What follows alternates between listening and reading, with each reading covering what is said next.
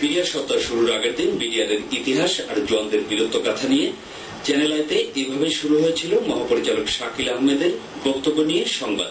22 ফেব্রুয়ারি দুপুরে নেওয়া সাক্ষাৎকারে তিনি তুলে ধরেছিলেন বিডিআর নিয়ে তার আরো পরিকল্পনার কথা। সেই সীমান্তটাকে রক্ষা করা ইমিডিয়েটলি প্রয়োজন এবং সেই জন্য আমরা 6টি নতুন ব্যাটালিয়ন এবং 58টি নতুন বিওপি করার প্রস্তাব করেছি।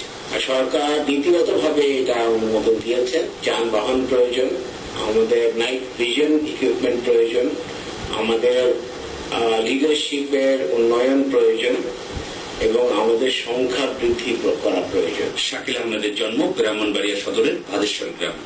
পিতা ছিলেন সেনাবাহিনীর অনারারি ক্যাপ্টেন। তাই শাকিল বুঝতেন সৈনিকদের বেতন ভাতার কষ্টের কথা।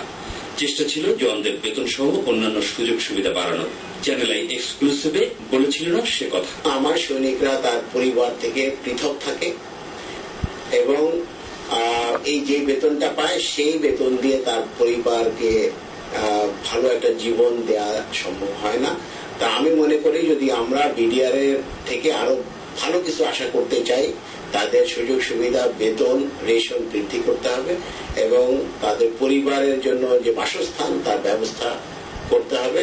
এবং যদি এটা করা হয় আমি নিশ্চিত যে বিডিআর এর পারফরমেন্স আরো অনেক গুণ বৃদ্ধি পাবে। 1976 সালে সেনাবাহিনীতে যোগ দেন শাকিল আহমেদ।